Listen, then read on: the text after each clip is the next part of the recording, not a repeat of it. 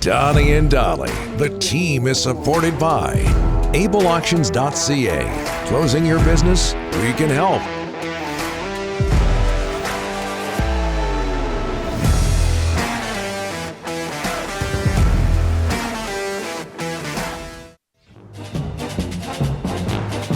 That's what I'm talking about. Our guests today, including Ross Tucker, standing by, brought to you by, if we got another sponsor for Ross, oh my gosh. It's the Waddling Dog Pub. He's so popular. One of Victoria's favorite local watering holes, located 10 minutes from the ferry terminal. The two-time #1 pub in Victoria invites you to see why they're a go-to watering hole. Fall is right around the corner, and that means the Waddling Dog is gearing up for another exciting season of sports and entertainment. Catch every Canucks and Seahawks game on one of their 17 TVs. There are countless reasons to come, sit, and stay at the Waddling Dog as we bring in from the Ross Tucker Football Podcast, Westwood One, and CBS Sports, Ross Tucker. How are you, sir? I am fantastic. The Waddling Dog sounds fantastic, by the way. I need to go there. If I go there, next time I come to Vancouver, and I go there, they will be the 3-time champion, 3-time pub of the year. Oh, right. That goes without saying. It goes without saying. And you'll be waddling on the way out. All right. You were in Buffalo yesterday, right? Yeah, last night. Yeah, Okay. I'm on fumes right now. 41-7 over the Titans. I know you like the press box meal, but let's get serious for a second here. Dane Jackson carted off the field. Left the stadium in an ambulance. When that happens, and the game is delayed, players are kneeling, they're praying. As a former player, what goes through your mind, and how difficult is it to get back to work when you're on the field? A lot goes through your mind, and it's very difficult. I've been in that situation. In fact, I was in that situation on that field. In 2004, our right tackle, Mike Williams, went down. Ambulance came out, same exact playing surface, same field up there in Buffalo. And usually, it takes so long for the ambulance to come out, to put them on the backboard, all that stuff, that you have a lot of time to think, and you can't help but think, especially in that situation, like I knew his wife, right? And I was thinking about, I wonder what she's thinking right now. And oh, by the way, my fiance's here, and I wonder what she's thinking about the fact that what I do for a living is something that can get you carted off in an ambulance. Those thoughts start to go through your head a little bit. And the strangest part of the whole thing is that they cart him off. Like, you literally watch your buddy, your colleague, whatever, go off the field in an ambulance. And then, the ref blows the whistle, and it's time for the next play. And when I tell you guys that next play, it's surreal. It doesn't even feel like you're actually playing. It feels like you're watching a movie, and it feels like slow motion. That first play just doesn't feel right. It feels awkward. By the second play, it's like it never happened. It's like you totally forgot it. You're right back into the game by the second play. I have no idea how else to describe it, but it's like a total 180 in a span of 5 seconds. Yeah, and we understand that he's going to be okay. So obviously positive news there, despite a difficult situation. Okay, do we talk enough? Less than 200 yards total offense for the Titans. Pay attention here, Ross. I don't know what you're looking at over there. But Titans, under 200 yards total offense. Do we talk enough about the Bills' defense? I'm looking at. I have two monitors. Okay. The monitor to the right has the spreads, and it has the scores of the games. And I'm having trouble with the spreads because I know you're going to spin it forward, and I want to make sure I know what I'm thinking about for the games up here. Anyway, I don't need it. I'll throw this monitor right now. You know what I do need? Throw it out. I need you to repeat your question. Oh, do we? See, I knew it. Do the Titans stink? Yeah, the Titans. No, that wasn't it. Hey, throw that monitor out. The Bills' defense. We talk so much about their offense. Do we talk enough about the Bills' defense? How about that? No, probably not. We probably don't. They've been really impressive. And last night after Dane Jackson went down, they had two rookie corners out there. Because remember, Tre'Davious White is still on the PUP list. He's unavailable. I think that's as impressive as anything is how well they've played in the secondary, in particular at corner. We know they have good safeties, but how well they've played at corner with some young, inexperienced guys. Christian Benford, Khair Elam, a couple of rookies, they played very well. The linebackers, Milano and Edmonds, are playing well. And the D-line has been pretty dominant so far through the first couple of games. So, no, they get overshadowed just because Josh Allen and Stephon Diggs and these guys are so good on offensively.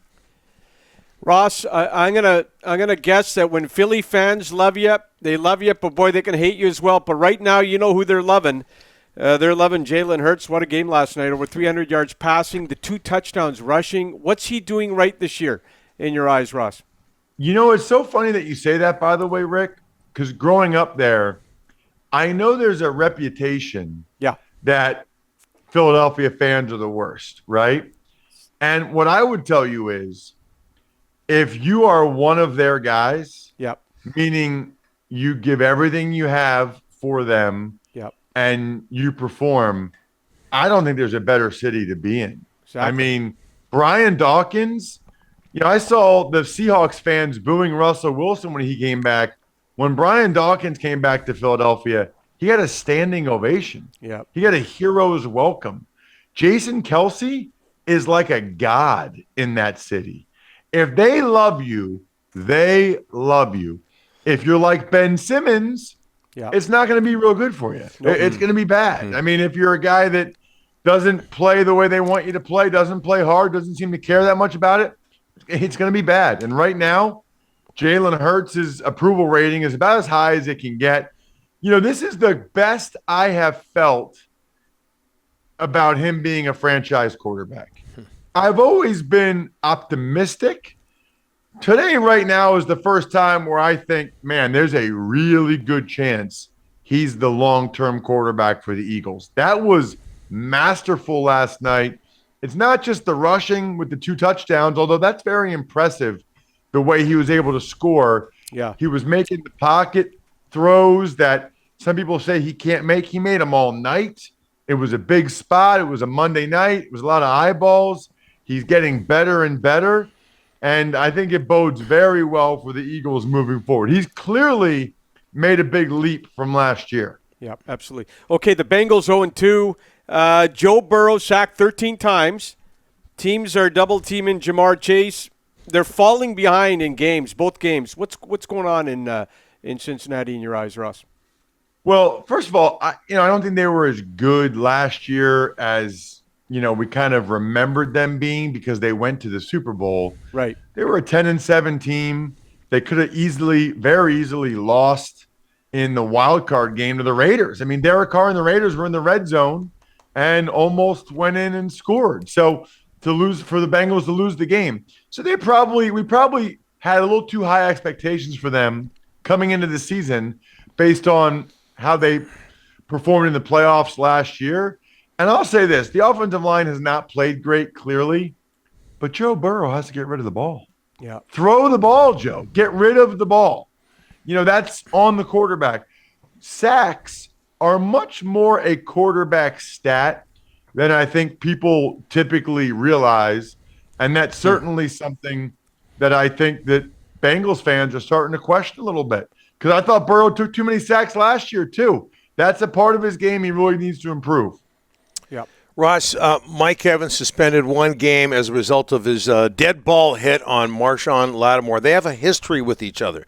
Was there a player back in the day that you just hated playing against that you had a history with?